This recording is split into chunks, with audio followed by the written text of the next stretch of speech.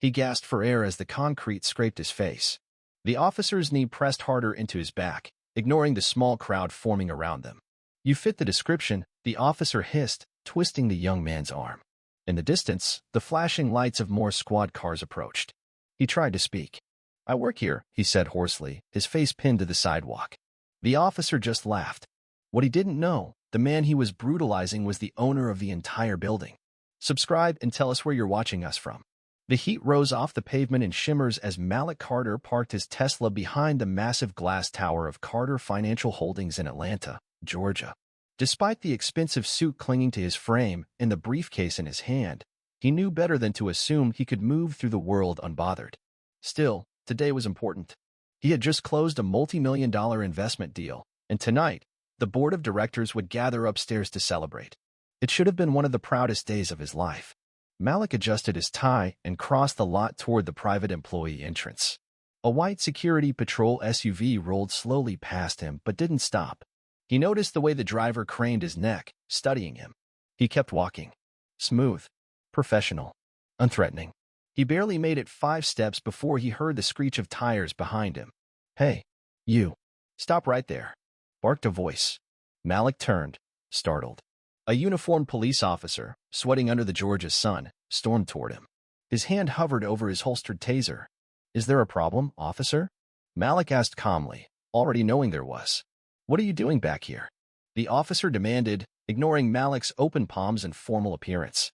"I'm heading to work," Malik said, keeping his tone neutral. The officer's eyes narrowed, distrust oozing from his posture. "Work? Here?" He laughed bitterly. "You think I'm stupid?" The second squad car rolled up. 2 more officers piled out, their hands twitching near weapons. The tension in the air grew suffocating. Malik raised his voice slightly. "I can show you my badge. My ID is right." "Hands where I can see them," the first officer shouted, cutting him off. Before Malik could react, he was tackled to the ground. His briefcase skidded away, papers scattering across the asphalt. His face smashed against the hot concrete, the officer's knee grinding into his back with unnecessary force. Malik clenched his jaw against the humiliation and the pain. A small crowd of employees and clients gathering outside the building froze, phones hesitating halfway out of their pockets. No one intervened. No one dared. Above them, the towering letters Carter Financial Holdings gleamed in the midday sun. One of the officers radioed in, his voice casual. "We got a suspect. Possibly armed." Malik squeezed his eyes shut. He was being erased in real time, his dignity, his position, his humanity, all reduced to a suspect lying face down because of the color of his skin. Inside the lobby, just beyond the glass doors, the meeting room was being prepared. His name was printed on banners, congratulatory speeches rehearsed, champagne chilled. None of it mattered now. The officer yanked Malik to his feet roughly, cuffing him with brutal efficiency. "You're lucky we caught you before you got inside," he sneered. "But you were planning something real special." Malik met the officer's gaze, his dark eyes calm and burning all at once. He said nothing. Not yet. The sharp thud of Malik's polished boots echoed off the cracked linoleum floor of the station as he was paraded through it like a trophy. The arresting officer, whose badge read L. Simons, gripped his hand tightly, as if afraid Malik might vanish into thin air. Malik said nothing, his mind sharpening with every step.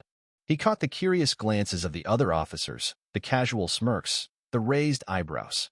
To them, he was just another man in a suit, too arrogant to know his place. At the front desk, Officer Simons nudged him forward. "Name?" the desk sergeant barked, not looking up. Malik answered calmly. "Malik Carter." The sergeant's pin hovered in midair. Finally, he looked up, confusion flickering in his eyes. Malik Carter was no unknown name in Atlanta business circles. Simons didn't notice. He was too busy enjoying the moment. "The suspect was trespassing and acting suspiciously near Carter Holdings," he said smugly. The sergeant's frown deepened. "Near Carter Holdings?" "Yes," Simons said. "Probably scouting the place." Malik watched the exchange silently. Now he could tell. He could end it in one sentence. But he didn't. Not yet.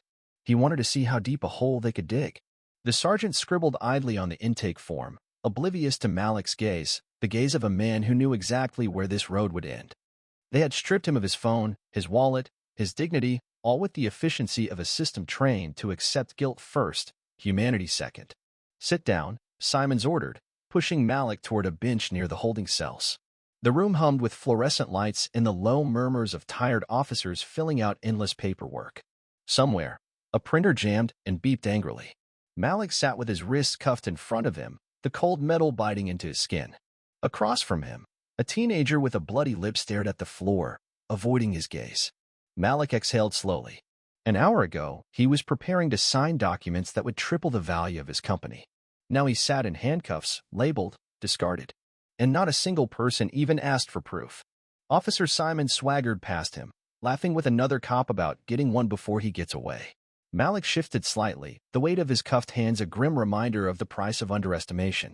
He had built Carter Holdings from scratch, brick by brick, deal by deal. He had bought this building, paid these employees, built the very infrastructure they now claimed he had no part in. And yet, none of it mattered. Not his degrees, not his millions, not his name. All they saw was a black man standing near a glass tower. And that was enough. A cell door would open at the far end of the room. A gruff voice called, "Carter, Malik Carter." The arresting officer smirked as he pulled Malik to his feet. "Time for your picture," he said, practically humming with satisfaction. Malik didn't resist. He didn't fight. He just lifted his chin slightly, his eyes cold and calculating. They thought they had him broken. They hadn't even started. The camera flashed, capturing Malik's face in a sterile, colorless light. He stared straight ahead, refusing to lower his gaze. His expression was neutral, unreadable, the face of a man who had learned that any emotion could and would be weaponized against him. The officer behind the camera barely glanced up. "Turn left." Malik turned, the heavy cuffs clinking with the movement. Another flash. Next, he was shuffled to a corner of the room where another officer, bored and chewing gum, slapped a fingerprint kit onto the table. "Hands out." Malik complied. He watched as the officer pressed his fingers into the ink pad, then onto paper with mechanical precision. No one here asked who he was. No one cared. To them, he was just another case number, another body to process. As he wiped his inky fingers on a stained towel, Officer Simons reappeared, smirking. "You're awfully quiet for a thief," Simon said, loud enough for the room to hear. "Most of you like to beg by now." Malik met his gaze evenly. "Am I under formal charges yet?" he asked. His voice was soft, but it carried. Simons chuckled. "Oh, don't worry. You will be." Malik said nothing. He didn't need to. The officer's arrogance was a rope tightening around his own neck. Minutes dragged by. Malik sat alone, observing everything. The way officers joked about suspects. The casual dismissal of pain. The assumption that if you were sitting here, you deserved it. The sound of boots against the tile pulled his attention to the entrance. A tall man in a dark gray suit entered the precinct, his ID badge swinging from his belt. His posture was crisp, military. His face unreadable. Officer Simons sauntered over to him. "You here for the Carter case?" The man's eyes flickered briefly toward Malik. "Something like that," he replied. His voice was clipped, professional. Simons laughed, clapping him on the back. "We caught him trying to sneak around Carter Holdings. Probably looking to boost some laptops." The suited man's face didn't move. "Really?" Simons nodded proudly. "Caught him red-handed." The man studied Malik for a long moment. Then he turned back to Simons. "You need to release him. Immediately." Simons blinked. "Excuse me?" The man's voice dropped an octave, sharp as a scalpel. "That man is Malik Carter, owner of Carter Financial Holdings. Your precinct is currently sitting on a six-figure lawsuit if you don't uncuff him in the next 60 seconds. The room seemed to freeze. Simon's mouth opened, but no words came out. The desk sergeant stood abruptly, knocking over a cup of pens. Malik remained seated, his hands still cuffed, his expression unchanged. The man in the suit pulled out a folded piece of paper and slapped it onto the desk. "That's the property ownership record." "That building?" "His." "The security footage?" "Already reviewed. No crime committed. No suspicion warranted." Simon's face drained of color. The sergeant barked. "Get those cuffs off him. Now." Simons fumbled with the keys, his fingers trembling as he unlocked Malik's wrists. The cuffs fell away with a dull clatter onto the floor. Malik stood slowly, rolling his stiff shoulders. He stared at Simons, not with anger, not even with triumph, but with something far worse. Pity. Without a word, Malik picked up his briefcase, still scuffed from the parking lot, and smoothed his jacket. The man in the suit nodded once toward the exit. "Let's go, Mr. Carter." Malik paused. His voice, when he finally spoke, was low and deliberate. "You'll be hearing from my attorneys." He turned without another glance, leaving Simons frozen in place, the weight of the mistake sinking into his bones. But for Malik, this wasn't over. It had only just begun. The glass doors of Carter Financial Holdings glided open with a soft hiss as Malik stepped inside. The familiar scent of polished wood and expensive cologne filled the lobby. His employees, smartly dressed men and women of every shade, bustled about, unaware that their CEO had just been paraded through the city in handcuffs. Malik's assistant, Deanna, rushed toward him. Her eyes widened when she saw the scuff marks on his suit and the stiff way he moved. "Sir? What happened? Are you?" Malik raised a hand to stop her questions. "Call the boardroom. Tell them the meeting is postponed by 15 minutes, he said calmly. "I need to make a call first." Deanna nodded, pulling out her phone at once. Malik strode across the marble floor, each step measured, containing the storm swirling inside him.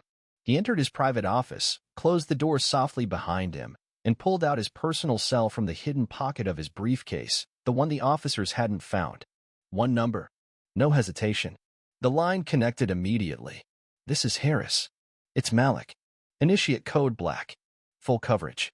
I want every second of the precinct's footage secured before they try to bury it. And prepare the civil rights complaint. High priority." There was a short pause. Then Harris, his lead counsel, simply said, "Understood." Malik ended the call. He exhaled slowly, the rage in his chest simmering under iron discipline. Injustice wasn't new. Not to him. But today? Today they had crossed a line he would make them regret. He smoothed his jacket, straightened his tie, and exited his office with calm precision. As he walked back to the boardroom, he caught a glimpse of himself in the mirrored walls, scuffed suit, faint red marks still visible on his wrists, the slight dusting of asphalt still clinging to his sleeves. Good, he thought grimly. Let them see it. Let them remember. Inside the boardroom, the top executives were already seated. Conversations halted mid-sentence when Malik entered. 12 powerful people turned to stare at him, some confused, some concerned, a few already guessing something was wrong. Malik didn't sit. He remained standing at the head of the long table. "Before we begin," he said, voice sharp, "I need to inform you that I was unlawfully detained by the Atlanta Police Department outside this building less than 2 hours ago." A stunned silence followed. He continued, "I was handcuffed, humiliated, accused of trying to break into my own property. Without cause, without evidence, simply because of how I look." Gasps and murmurs rippled around the room. One of the senior partners, an older man named Whitaker, cleared his throat. "Malik, that's outrageous. Do you intend to press charges?" Malik's eyes gleamed coldly. "I'm not pressing charges. I'm declaring war." He paused, letting the weight of his words settle. "Full legal action. Civil rights violations. Defamation. Negligence. Every angle. They will answer for this. Not just to me, but publicly." Another partner, a sharp-eyed woman named Janice, leaned forward. "How can we assist?" Malik allowed himself a thin smile. "You'll help by standing behind me when the storm hits. This company will not be silent. Not about this." A murmur of assent passed through the room. Malik finally sat, steepling his fingers. He would fight. And this time, he would make sure the world saw what they tried to erase. A black man who refused to be silenced, no matter how many uniforms tried to pin him to the ground. By nightfall, Malik's private legal team had taken over an entire floor of Carter Holdings. The building, which had once been a monument to his success, now pulsed with a new kind of energy, preparation for battle. Documents flew between hands. Printers roared. Conference calls buzzed across 3 time zones. Malik stood at the center of it all, a silent general watching his army assemble. Deanna entered the room, clutching a tablet. "Sir, media inquiries are flooding in. Local news caught footage from bystanders. It's starting to go viral." Malik's jaw tightened. "Good. Let it burn." He took the tablet and scrolled through grainy videos. The footage showed him face down on the concrete, officers pressing him down, shouting orders at a man who barely moved. Every humiliating second captured. No editing could spin it. No apology could erase it. "Our official statement?" Deanna asked. Malik didn't look up.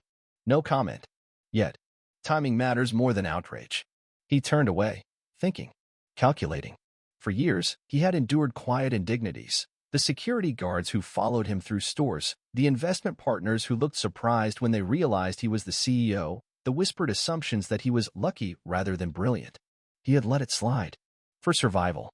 For success. For strategy. But today had stripped away the last layer of patience. Now, Malik would use every weapon he had.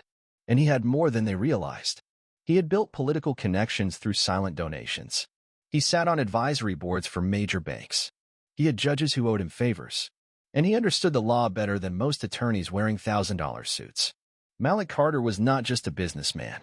He was a weapon disguised as a brand. The door to the conference room swung open. Harris, his attorney, entered, a thick folder in hand. "We have everything," Harris said, dropping the folder onto the table. "Footage, eyewitness accounts, sworn statements. It's airtight." Malik glanced up. "And the officers?"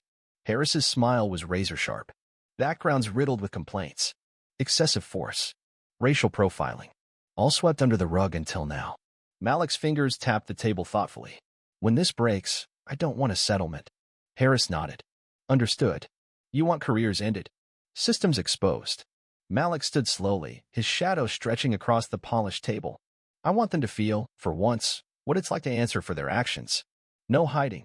No shield." He stared out the window, watching the Atlanta skyline blaze against the darkening sky. They had tried to erase him in one violent afternoon. Now he would write his name across their system in letters so large they couldn't be ignored.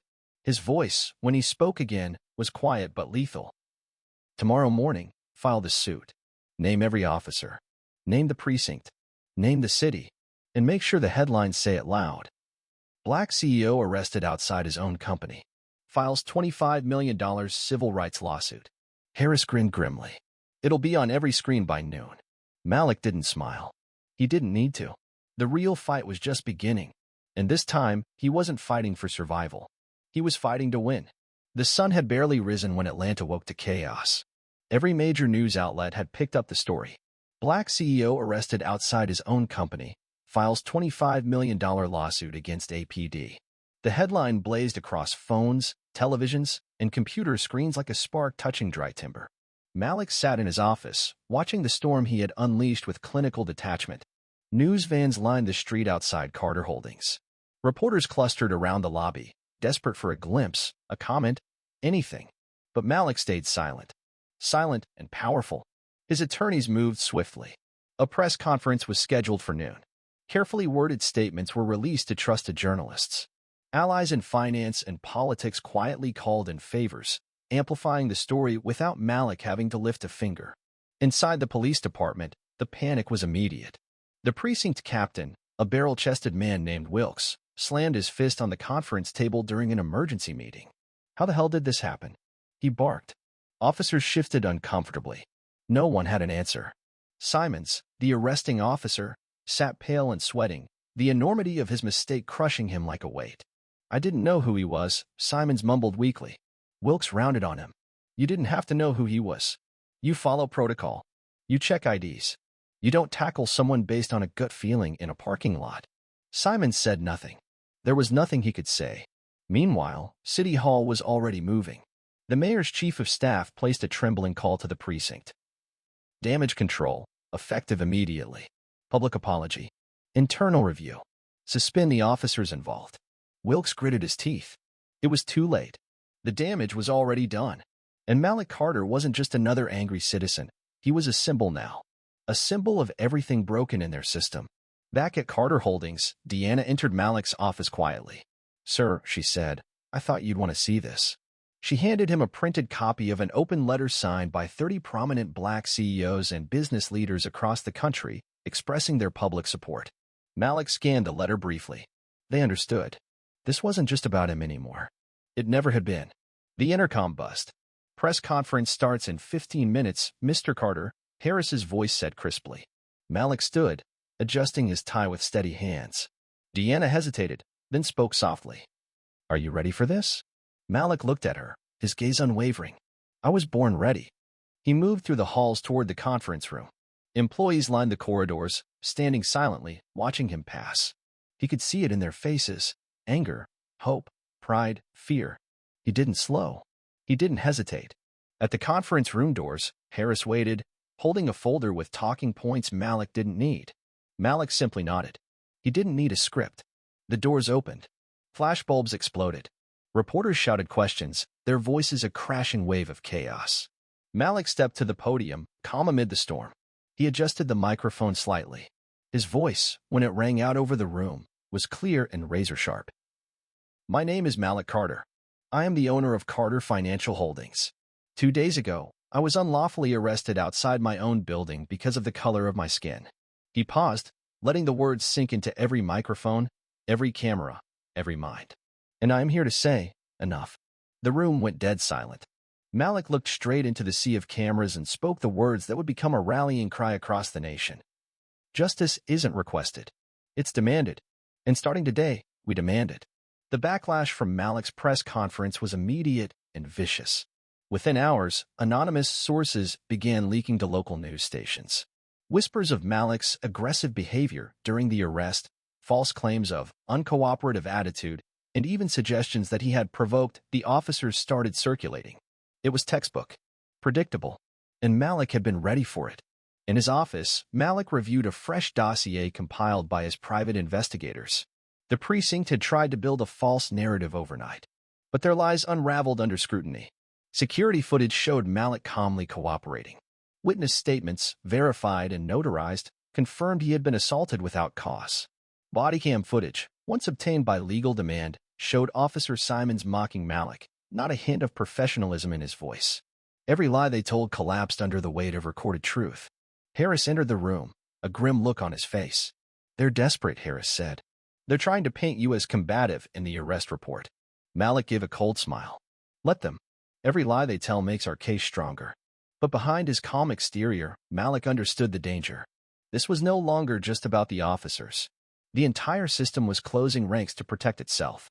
They couldn't afford to let him win. Because if Malik won, others would stand up too. And the whole rotten structure might start to crack. The mayor's office issued a carefully worded statement expressing concern and promising a thorough internal investigation. The police chief announced that the officers involved had been placed on administrative leave pending review. But Malik recognized the game. Delay, distract, dilute. Standard tactics. He wasn't interested in apologies. He was interested in accountability. That night, Malik met with Harris and a small group of trusted advisors in a private suite atop Carter Holdings. Maps of public support were spread across the table. Graphs of social media trends glowed on laptops. Lists of potential allies, strategic partners, and sympathetic politicians filled whiteboards lining the walls. Harris tapped a point on the digital map. "Support's highest in major cities. We can leverage that to pressure state leadership." "And the banks?" Malik asked. Nervous, another advisor replied. "They don't want to be seen siding with the city against you. Too risky for their brand." Malik leaned back, fingers steepled. "Good. Then we tighten the screws. No backroom deals. No compromises. Full exposure." A beat of silence passed through the room. Deanna, who had been silent until now, spoke softly. "They'll fight dirty, Malik. They already started. Are you sure you want to keep pushing?" Malik turned toward her, his expression carved from stone. "I didn't come this far to be polite." The room stiffened with resolve. They knew what was at stake now. This wasn't just about Malik's name.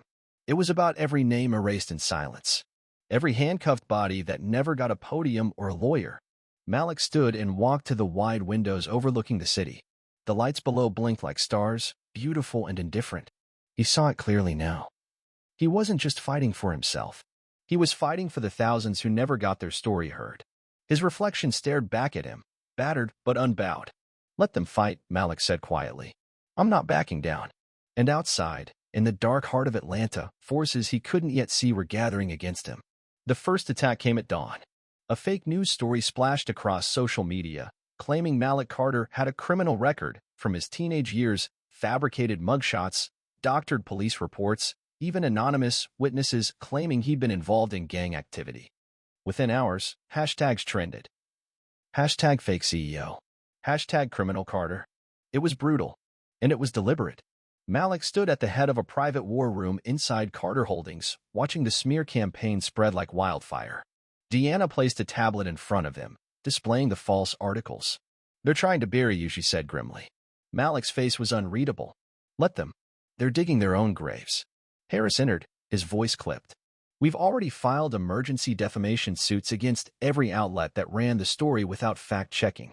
I've got a cyber forensics team tracing the original uploads. We'll have names by tonight." Malik nodded once. "Good. And the real records? Harris handed him a single sheet of paper, Malik's actual background check. Spotless. Not even a parking ticket. The city had underestimated him again. They thought he would panic. They thought he would fold. They didn't realize Malik Carter didn't panic. He planned. By midday, Carter Holdings' public relations team launched a full counteroffensive. Official statements were issued. Verified court documents were made public. Major civil rights organizations rallied to his side, condemning the smear attempts as desperate and transparent. The fake news collapsed as quickly as it had risen, leaving behind a trail of legal liabilities for those who spread it. Malik refused interviews. He refused emotional statements. Instead, he filed lawsuit after lawsuit, methodical and relentless. The mayor's office tried to distance itself, but Malik's legal team included their names in filings too, citing gross negligence and oversight.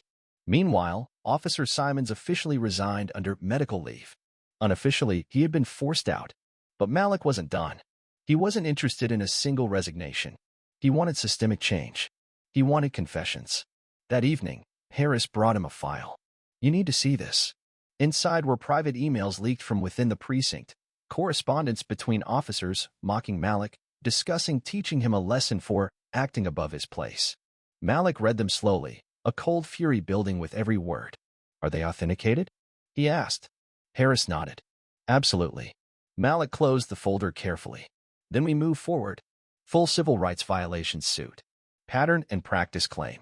Drag the entire department into federal investigation. Harris gave a rare smile. This will bankrupt them. Malik's voice was quiet but firm. That's not enough. I want their shield stripped.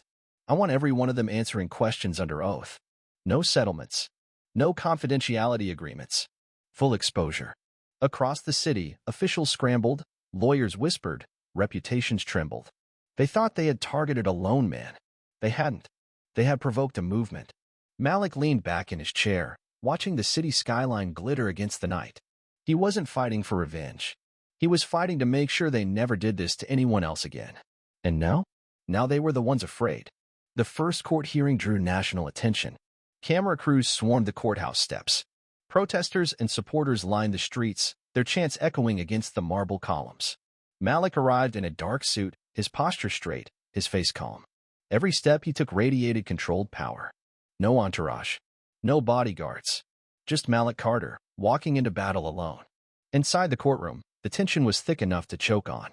Officer Simons sat at the defense table, his face pale and drawn. His lawyers whispered furiously in his ear, but Malik could see it in his eyes. The man was already broken. The city's attorneys tried to argue technicalities, tried to paint Malik as overreacting to a misunderstanding. But Malik's legal team dismantled them with surgical precision. One by one, the facts were laid bare. The unlawful arrest. The absence of probable cause. The racist emails. The coordinated smear campaign. Every lie. Every cover-up. Every betrayal of public trust. When the judge asked if Malik had anything to say before the session ended, he rose from his seat. The courtroom fell silent. He didn't shout. He didn't rage. He spoke with the cold, cutting clarity of a man who knew the law better than those who tried to bend it against him. I built something in this city, Malik said, his voice steady. Not because anyone made room for me, but because I carved out the space myself. I built it under the weight of every sideways glance, every door slammed shut, every assumption made before I spoke a word. He paused, letting the words settle. And despite all of that, I believed, maybe foolishly, that progress was possible, that merit would be enough, that dignity would be enough. He turned his gaze to the row of officers sitting stiffly in the back. But 2 weeks ago, I was reminded that no amount of success shields you when prejudice wears a badge. A rustle went through the gallery. Malik continued, voice rising slightly. This isn't about a single bad officer, or a single bad day. This is about a system that assumed it could humiliate me, erase me, and walk away untouched. He leaned forward slightly, every syllable landing like a hammer. I am here to make sure they don't walk away. The judge nodded gravely. Mr. Carter, your statement has been entered into the record. Proceedings will continue tomorrow. Court adjourned. The gavel struck. Malik turned and walked out, the cameras flashing, the crowd parting around him like a tide. Behind him, Simon slumped in his chair, his future dissolving. Later that evening, breaking news shook the city. Officer Simons was officially charged with misconduct and civil rights violations. Captain Wilkes was placed under federal investigation.